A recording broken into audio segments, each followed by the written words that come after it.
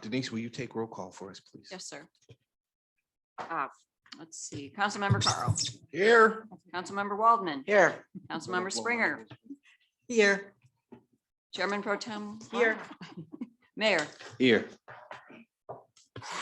This is an appeal hearing. Council will hold an appeals hearing regarding the city manager's decision on reimbursement of the Office Max relocation expenses.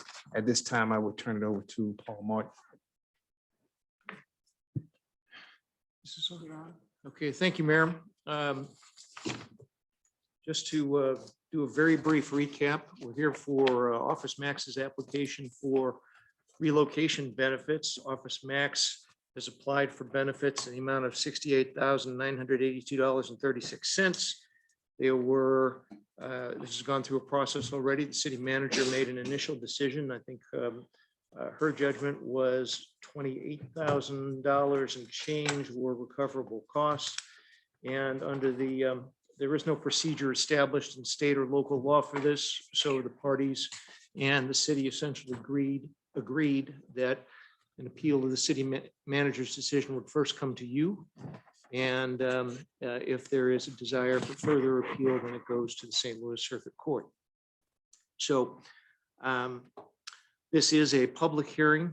If the council has a need for a discussion with me under the attorney-client privilege, we can adjourn to closed session to have that discussion. We can also do that at the end of the meeting if there are questions that you have. The format that we've agreed to essentially is 20 minutes to Office Max, and then 20 minutes to the developer, and then an additional 10 minutes to Office Max as a rebuttal to the developer's presentation. The issue is whether the amounts claimed by Office Max for relocation are actual costs associated with relocation. And I believe you've all received a legal memo to that effect from me. And with that, I would turn it over to Ms. Claybolt and have her make the Office Max presentation. Thank you, Paul. Good evening. Thank you for your time today. Sarah Cleveland on behalf of Office Max. I do have with me on the Zoom Mike Sullivan and Amy Muckle of Range West Consultants. They specialize in relocation applications such as this and do this across the country. Yes. Could you talk Oh, I'm closer sorry. to the mic? Thank you. Yes. Is that better? Okay. Thank you. They're on the phone today to answer some questions. I will ask them a couple questions too, but I'm happy to be here in person. We appreciate your time. I think it'll be helpful for everyone to have this in person so we can sort of walk through and explain things a little bit better and answer any questions that you have. So as Mr. Martin said, we are here today really to appeal a portion of our relocation application. Ms. Sondag already reviewed and approved a little over $26,000 of that. And we are here today to seek the remaining $42,769.72, which I will talk about in a minute. I do want to say, Ms. Sondag, I appreciate the time and effort you spent into the initial review. I know it took a lot of time and no hard feelings here. I think, like I said, I think it would be helpful to hear from some of the experts and just to walk through these with a little bit more information in hand to clarify some things that I think were not necessarily clear from just looking at the documents. Important, the developer did not appeal that decision. So again, we are here today only appealing the portion that was rejected and denied by Ms. Sondag.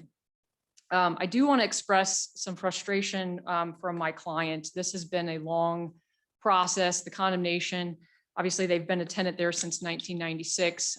They like the location, obviously paid taxes, revenue to the city. The store was very profitable for them, and they were sad when they got the condemnation notice and sort of were forced out of business.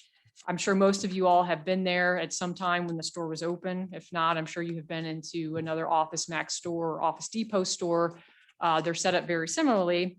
The store there in Olivet was about 28,000 square feet. And as you can imagine, it was full of a lot of stuff, and all that stuff had to get moved out. You had desks, you had office chairs, computers, printers, all the stuff that they sold, shelves upon shelves of office supplies, backpacks. They had a copy and print center that they did, like a Kinko's in the old days. They had cash registers. They had service desks. They had a whole back area that was full of inventory. All of that stuff had to be removed from the property to get out. We have sought about it's just under a hair of $69,000 in relocation. That's it. We're not here today asking for a profit or a windfall. Those were the actual costs incurred by the company to move its personal property out of the store. And the reason we're frustrated, among many reasons, is not only the time and money we've had to expend to fight the condemnation, which is not at issue today, but for these relocation costs, is Keats has taken the position that we were only entitled to $3,600 to move all of our stuff out of the store. That's really a slap in the face to us. And we're really frustrated. And we're here today asking for you to kind of make things right. Again, not a windfall, what we're entitled to under the Olivet Code. The law states that relocation assistance is a way to provide for a fair and equitable treatment for all persons displaced by condemnation. And that's all that we're asking for, to be treated fairly. And that's the CATSA case in our December 16th letter. The Olivet Code for relocation, which I'm sure you all are familiar with at 430-340, defines a displaced person as anyone that moves his or her personal property from the real property permanently as a result of condemnation. There's no dispute that we are a displaced person. Under the code, you can either get a fixed cost or your actual cost of moving. And there are some examples in there, such as disconnecting, dismantling, but that's not an exclusive list. It's really any actual cost that you have related to moving. There's nothing in there that's precluded. And importantly, the code just sets minimum standards. So those are the basics, the minimum that are required. The developers take an issue with the fact that we say we defer to the federal act. I know Olivet has its own code, which tracks the Missouri statute. The federal act also very closely tracks that. There's some additional language there, and I'm going to have Mike and Amy talk about that a little bit more. But one of the other issues that they have a concern with is the fact that instead of basically taking all of our stuff, because we had nowhere else to go, we have 2 stores not too far away. The other locations that were offered were not suitable for our purposes. Instead of moving everything out, putting it in storage and moving it again, which would have cost a lot of money, which Mike's going to talk about, we chose to try to sell some of that stuff to move it out of the store, which actually benefits the city and Mr. Yowitz over there because it's a lot less money. Had we done it the way apparently they wanted us to do it, was move everything out, put it in storage, move it again, you're talking probably $500,000. And that's not what we're asking for. We're asking for close to $69,000. That's it. There's a couple of things that were rejected by Ms. Sondag, which there's some miscellaneous items that I'll go through at the end, but I want to deal with the larger bucket first. There were $36,449.76 in supervision cost from one of our vendors, Great American, who was responsible for planning and coordinating the move, which is basically figuring out how to move everything out of the sale. They were responsible for supervising that, and they also oversaw the liquidation sale. All of the costs for supervision were rejected by Ms. Sondag in her review. And we're asking for those today. Again, that amount is $36,449.76. That's made up of 4 separate invoices in the little chart that I had in my April 26th cover letter. If you look at tab 5 of the binder, there's an affidavit of Brian Lassiter, who's a project manager at Office Depot, the parent company for Office Max. Basically what I said is that those costs for supervision were for planning and coordinating the move of the sale of the company to move the company's personal property. We have a number of affidavits in here. I'll try to go through them quickly, but I am trying to be mindful of your time. I'd like to turn it over to Mike now. Are they able to speak? Yep, I'll move over. Yep. Yes. 1 second.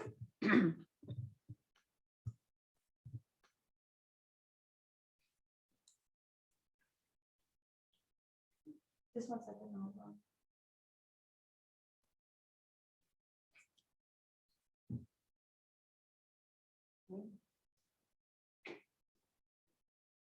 They're gonna need to turn on their cameras. Mike and Amy, can you turn Yeah. on? Okay, thank you. I got it. I've got it. Thank you. Mike, and Is Amy gonna be able to turn on hers? yeah. Yep, got it. This is Mike and Amy of Range West Consultants, and I'm just going to be very quick. And obviously, if you all have questions, please feel free. But I'm not going to have them go in detail through their resume. I will have them explain briefly their background. But in tab 3 of the binder towards the back, there are their resumes that go through their experience and other clientele that they work with as far as relocation, if you guys need to look at that when we finish here today. But Mike, can you start out just very briefly? Can you describe your experience with relocation? Sure. Basically, I started doing relocation back in the mid 80s for a government agency, and then went to work for a law firm and did relocation for private property owners and businesses. And then in 1990, I started Range West Consultants, and I've been doing relocation for over 30 years. And Mike, while we're on it, can you tell us a little bit about what Range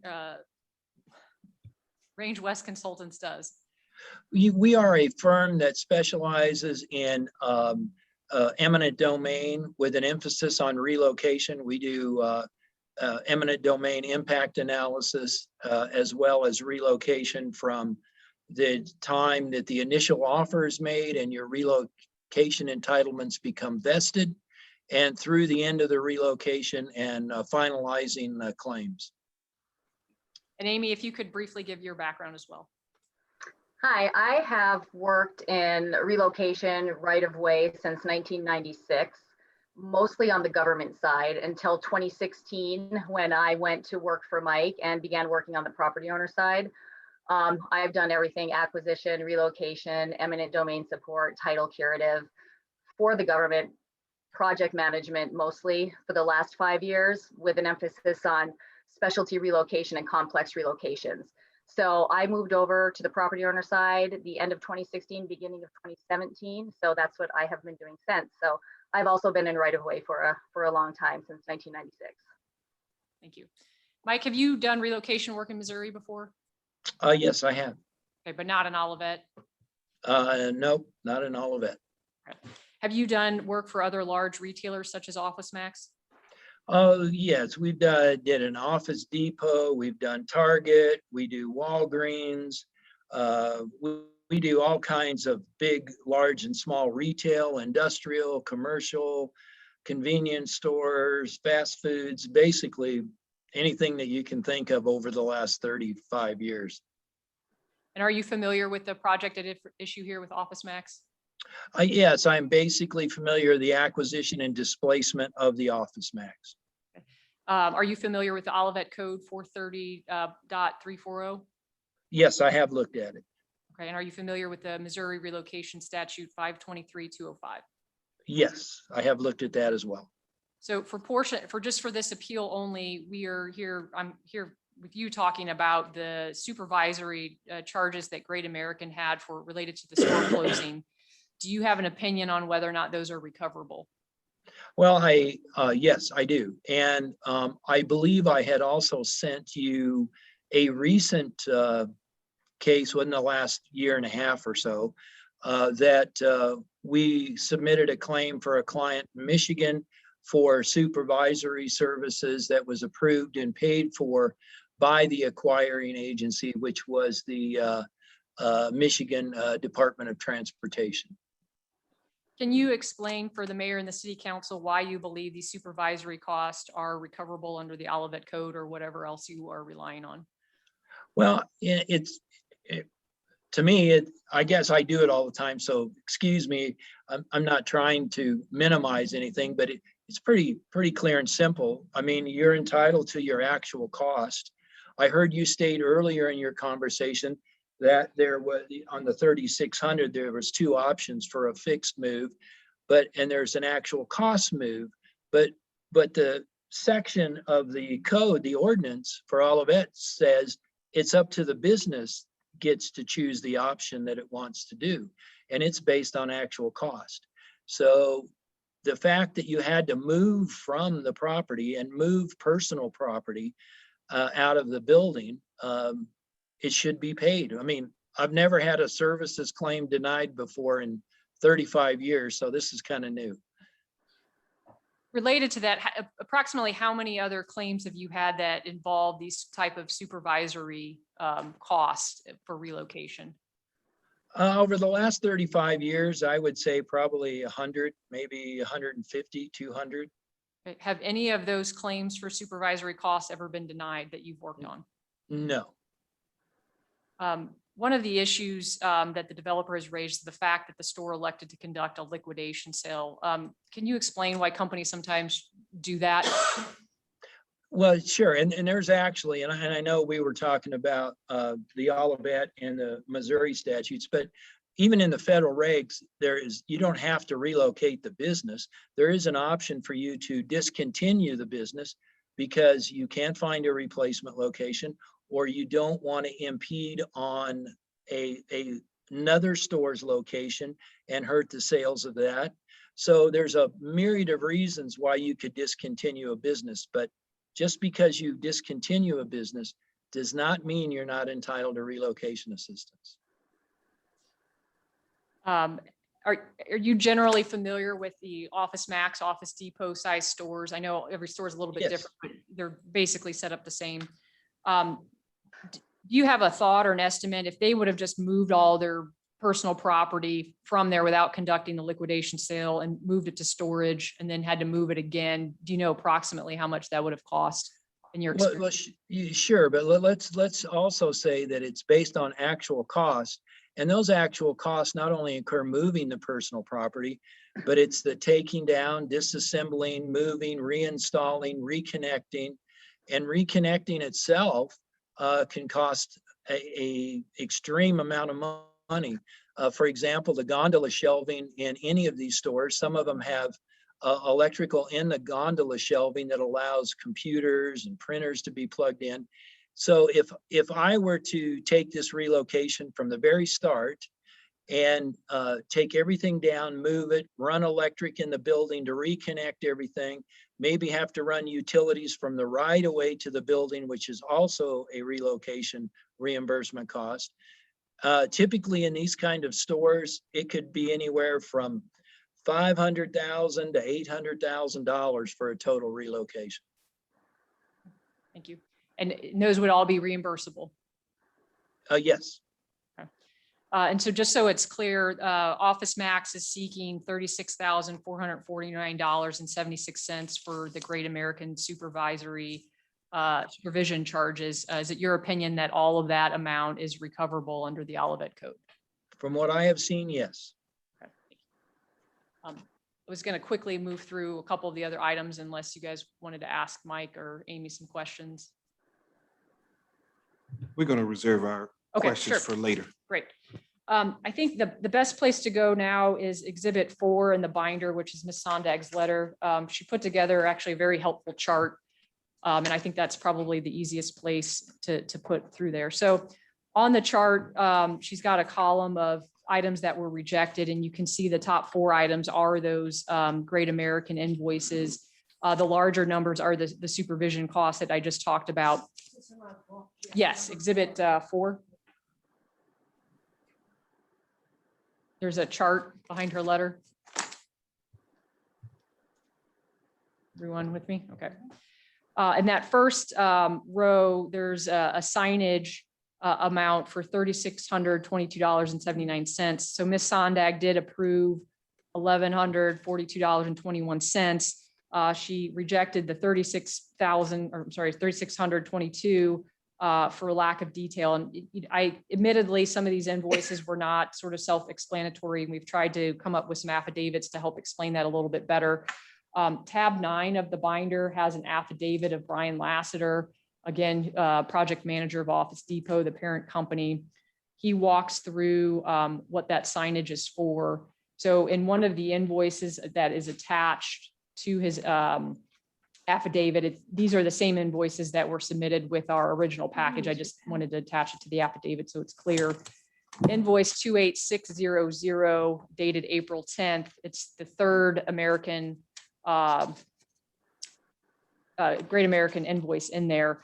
There is about 6 Can you- pages in. Hold on. I'm sorry. I'm sorry. Can you tell me where you are? Sure. This is My- going really fast and you're Yeah, I not know. I giving us apologize. I'm trying direction. to get through things. May I kind of walk up? Is that okay? Oh, sure. Yeah. Yeah, just-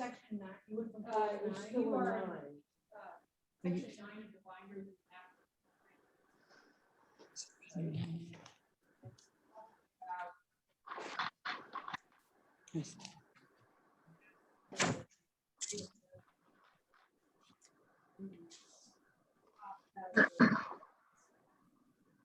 What number? Yeah, that's. Wow. 28600. Okay.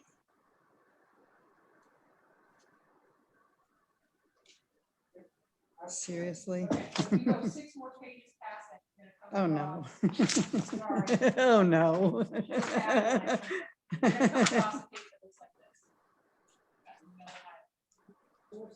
Yes, you should have tabbed this for us. Hold on, okay. Wow.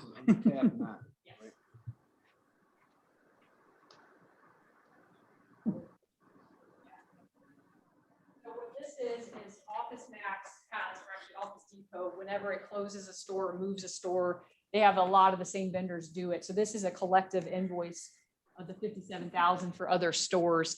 That yellow part, which we highlighted, but this notation was on the original submission, that 6271 is the Olivet store, and that is the portion attributable to the Olivet store, the 362267. We wanted to point that out. I don't think it was clear to Ms. Sondag, and so I think that was part of the issue for the rejection. As I said, she did approve the other signage portions of those expenses, and we would ask that the council approve that amount. I hope the next couple are a little easier. Ms. Sondag also rejected, I'm going to handle these two together. If you go back to tab 4, her chart.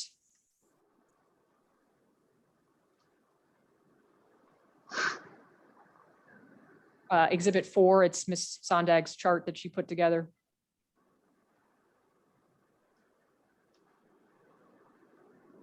Towards the bottom of the page, there's an amount rejected in the amount of $1,170.95. Are you all there with the chart? Okay, and then there's another one that's just a flat $1,000. I'm going to handle those two together. If you go to Exhibit 7 in the binder,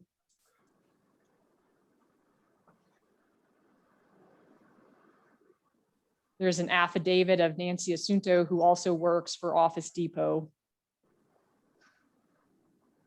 explaining what these charges were for. Sarah, sorry to Yes. interrupt. You're at a little over 20 now. Yeah, let me just, if I could, sorry, we had little Nope. technology issues. The $1,000 was paid to R&M Supply CFS to palletize, package, and remove certain copy print. That's the CPD finishing equipment. That includes such thing as like a binding machine, the puncher, the laminator, the business card splitter, basically everything that you have in a copy center. All that stuff had to be packaged and moved. Behind her affidavit is the $1,000 invoice for that amount. We would ask the city council to approve that for moving the office supplies out of the store. I'm sorry. There's underneath the big box, there's $1,000. The rest of the numbers were for other stores. There should be a $1,000. Okay. Paragraph 6, the $1,170.95 is a result of having to move the copy and print machines from the store and terminate the lease. The last page of her affidavit, and I know that it's really small and I apologize. This shows that charge that was paid for that, and it shows that it was paid via check. If you look on the far right-hand column, it says status paid.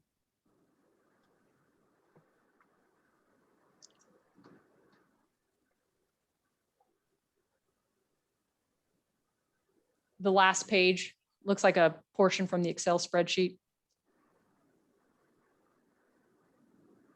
Did you all find that? Okay. And again, that is to move basically copy and print printers out of the store. And the last charge was $526.22. That is for, we do have an affidavit for that as well. That's in the affidavit. I know I'm running out of time, is in Exhibit 8. Jason Sullivan, that $526 was to move basically the business and HR records, so personnel files and any business records. We had to move them out of the store and store them. That cost $526. So those, just the random 4 that I just went through, that's another $6,319.96. So in total, we are asking the city council to approve, on top of what Ms. Sondag had already approved, an additional $42,769.72, which consists of the $36,499.76 of the Great American Supervision charges and the $6,319.96 for those 4 other charges that I just ran through very quickly. Ma'am, your number you read us is just a little bit different than the number that is at the bottom of the chart that Ms. Sondag made. Could you, while it's a minimal dispute, can you address that quickly? Because I know Sure. your time's up. Yeah, I appreciate that. And thank you. You raised a good point. So on the top 2 rows in her chart, there's some small amounts rejected for travel, the $5.54 and $6. We are not seeking appeal of those. So that is a difference of $11. Thank you. Thank you. 23, 24 minutes on your side if you need it. Okay. Mayor and the members of council, my name's Kelly Farrell. I represent Keat Olivet Gateway LLC, the developer of this project. We appreciate the opportunity to address Office Max relocation appeal. If I may approach, I just brought a copy of the City of Olivet's code, the full copy. It's just 2 pages. I think it would be helpful to actually see the whole code. Sarah and I both cited portions of it in our submissions, but actually when I look at it, it's simple and straightforward, and I can walk you through it in about 5 minutes, and that will be my presentation. You may approach. Thank you. Additionally, there's one other thing that I'm going to hand you.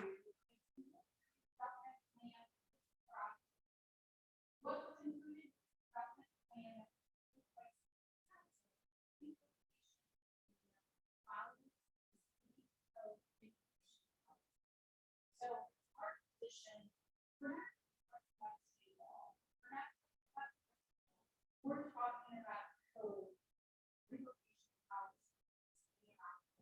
And my mind, with all due respect to my national consultant, you all are the experts on that. Sorry. Oh, sorry, Sarah, I'll get back to you.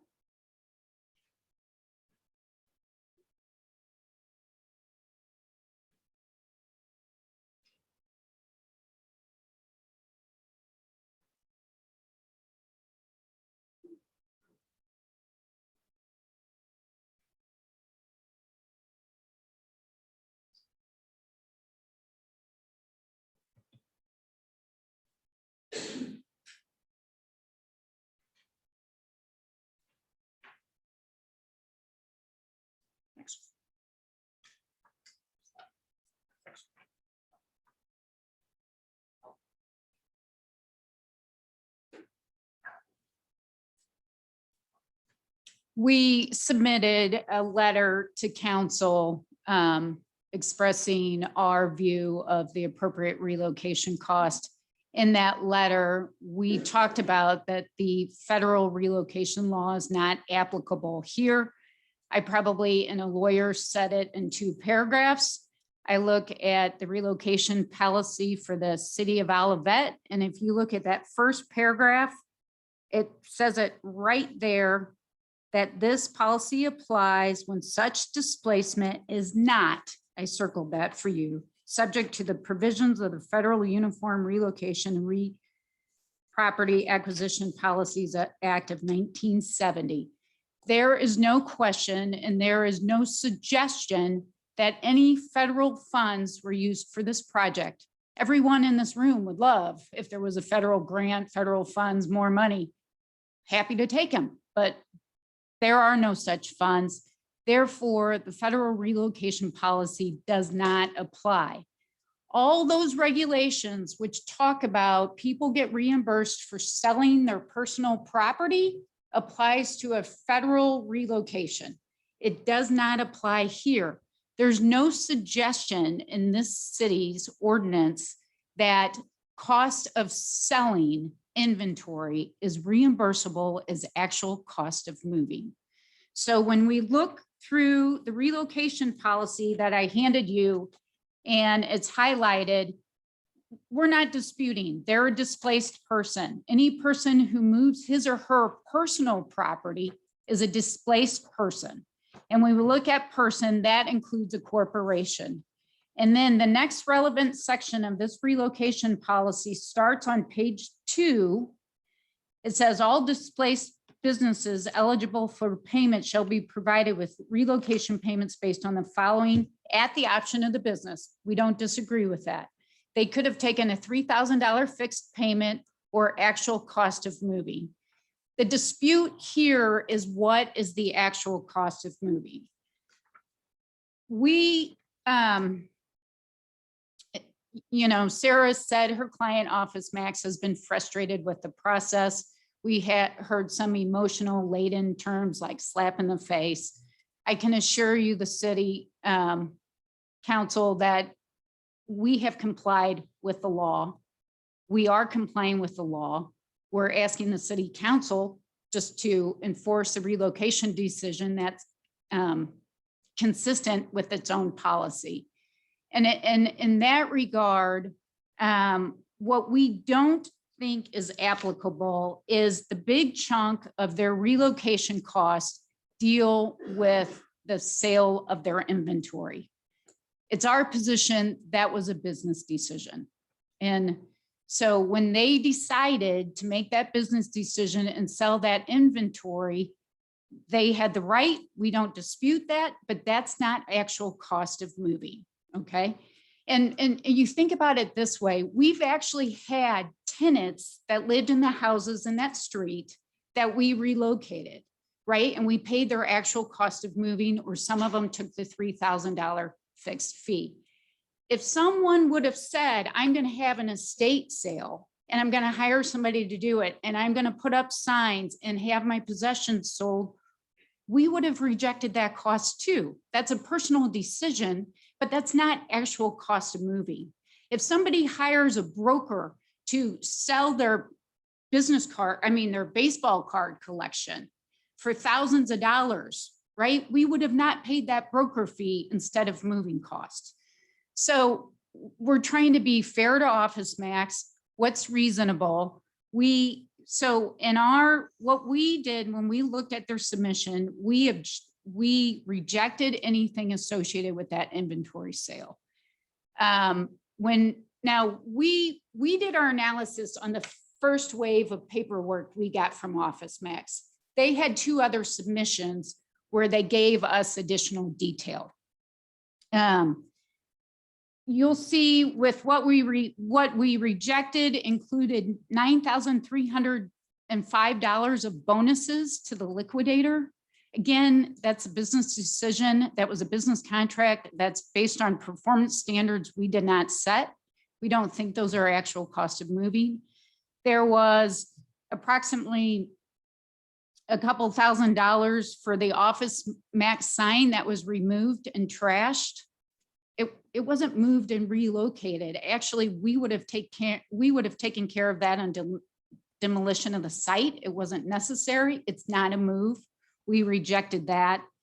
Our original cost, we determined $3,615.35 to be exact. When we have looked at the additional submissions for Office Max, we would include now, because of additional detail, the invoice for CompuCom, which is $6,560.97. Because with additional detail, that shows they were moving computers, equipment. We think that's an actual cost of moving under the ordinance. We would also include that RNM's invoice, which is $1,000. We would include that as actual cost of moving. Had we had that in additional information, we would have included that.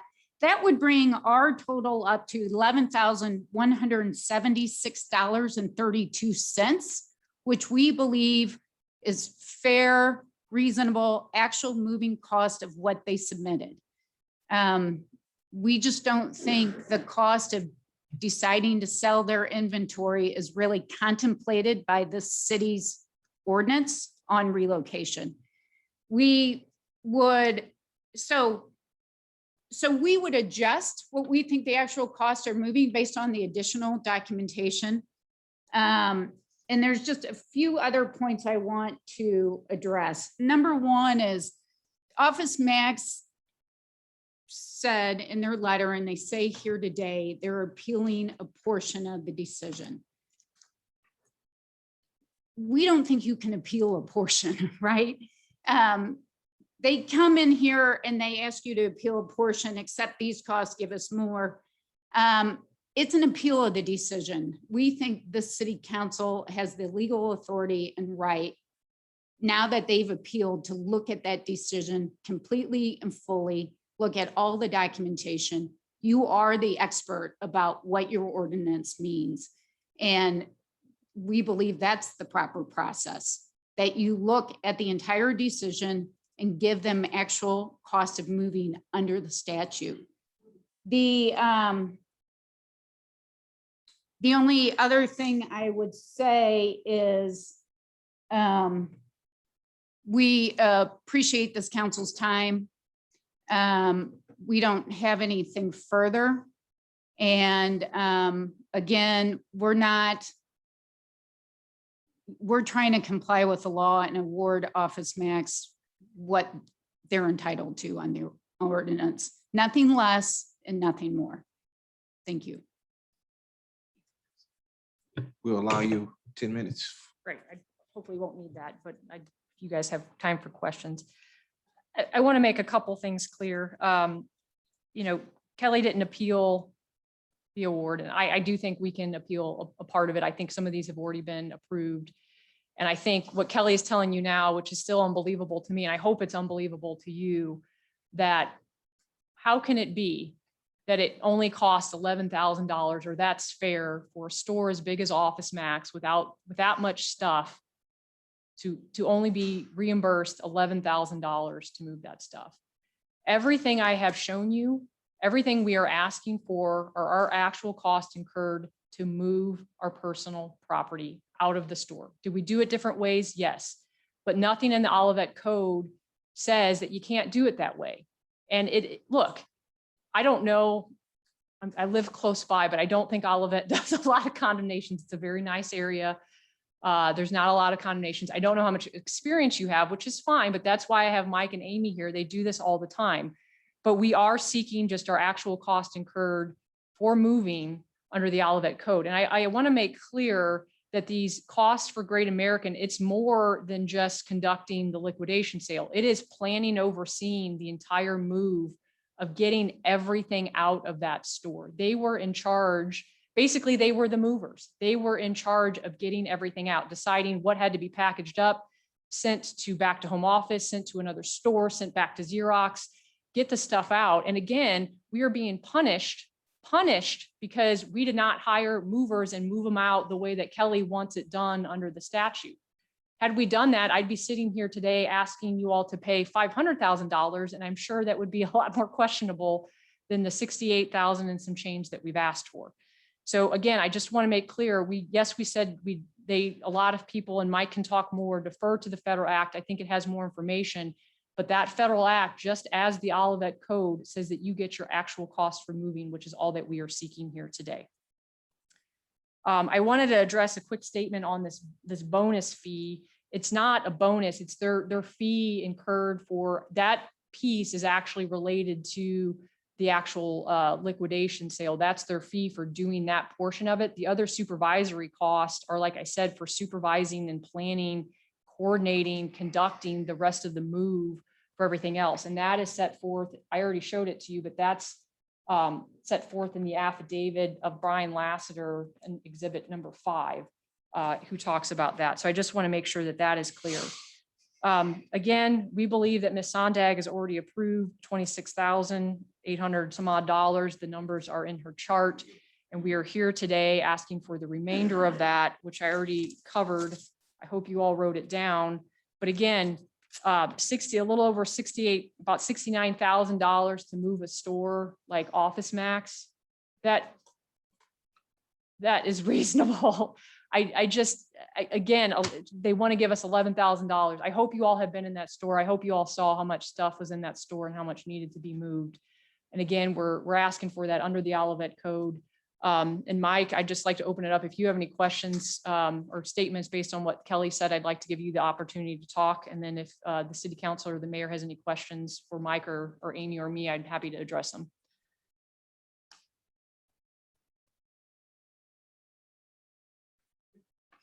Mayor, we do have some time before the meeting, if you would. I think, sorry, can Mike talk? I'm done. I think Mike had something to, Yeah. sorry, he, okay.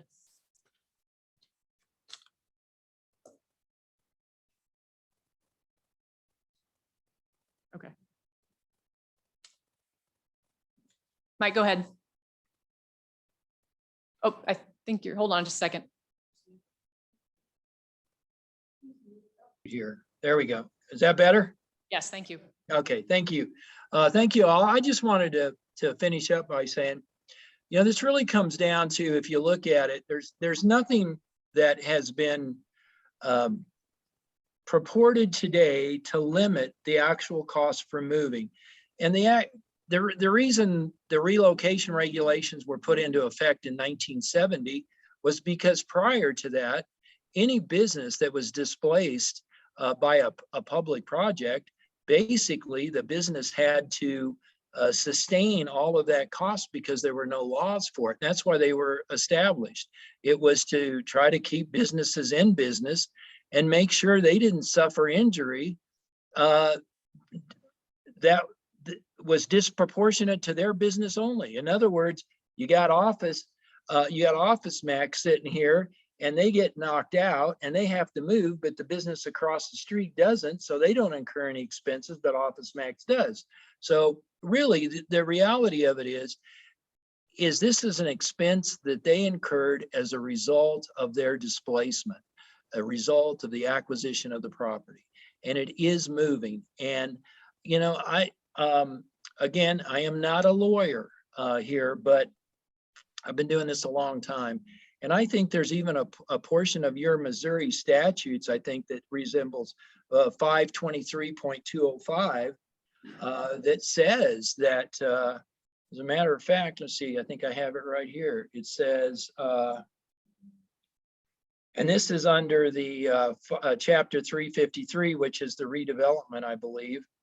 And it says that such relocation policy, if there's no federal funds, it says, or in lieu thereof, such relocation policy shall contain provisions and requirements which are equivalent to the requirements of the Federal Uniform Relocation Assistance and Real Properties Acquisition Act of 1970. So I think the intent of all of this is to say the federal act is used by everybody, whether they have it completely outlined like the federal act or not, but it's an actual cost incurred in the move, and I believe it's warranted compensation for actual reimbursement. That's all. Thank you. Thank you. All right, Mayor. We still have 20 minutes left before the regular meeting. If the council's inclined, we could go into closed session and discuss this legal issue. And if you do not want to do that now or want to do that later, that's fine too. Do it now. Can you turn on your mic? Are there any pictures of what the store looked like when you began the process of how much stuff was actually in it? Because I frequented it often. And I I don't- don't have any pictures here today. I can ask the client for some. We had been in there somewhat recently. Someone bought a chair, I think, when we went ahead of the condemnation. Most of the stores are set up the same. I remember walking in and to the right there were all the office desk and chairs, different things with the register. So I'm happy to provide you with some, but I don't know that anybody took anything, but my understanding was up until the time that we started moving stuff out, they were in full operation there. And I think the store was obviously full of the regular inventory that it would have. Thank you. Mr. Mayor, I have a question of our attorney. Yes, ma'am. Mr. Martin, you often remind us that sometimes we have to be in compliance with state law, state statutes. Mr. Sullivan just quoted some state law that focuses on federal law in what he read to us. However, our 430.340 does clearly indicate not subject to provisions of Federal Uniform Relocation and Real Property Acquisition Policy Act of 1970. Does that moot what I just heard from Mr. Sullivan? Because we don't follow federal law, or I should say, you often remind us that we must be in compliance with state law. I would say that under our code, under state law, unless there's federal funds involved, the federal regulations technically do not apply.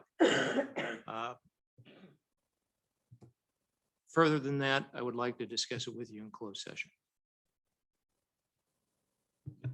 Okay, then, if you want, we can adjourn to closed session. 610:21.1. Okay. Second. Okay.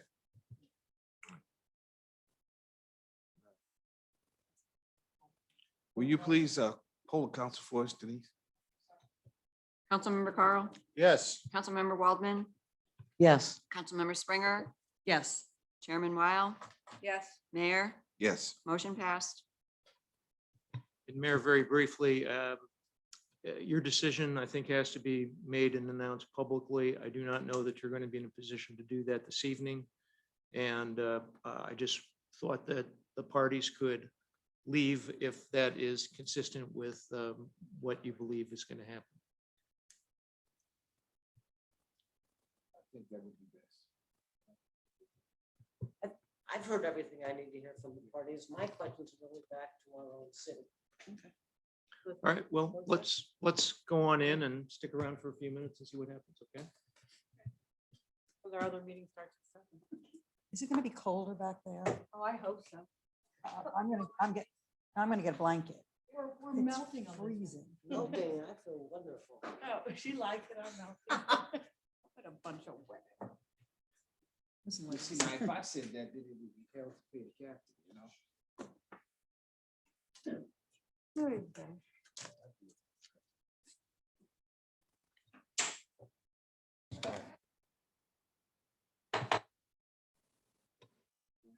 Okay, ladies and gentlemen, after discussing the nuances of what we believe is what I believe is legal and what's not and what's appropriate, the council has reached a decision. I would entertain a motion. Mr. Mayor, I'd like to make a motion that we award a total of $34,963.23. Do I have a second? Second. Can you poll the council, please? Councilmember Carl, Yes. Councilmember Waldman, Yes. Councilmember Springer, Yes. Chairman Weil, Yes. Mayor, Yes. motion passed.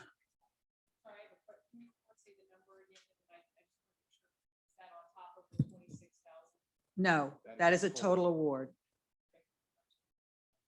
34,963.23.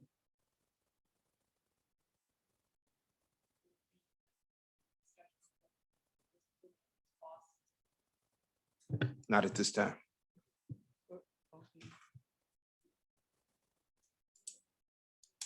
I'd like a motion to adjourn, please. So moved. Do I have a second? Second.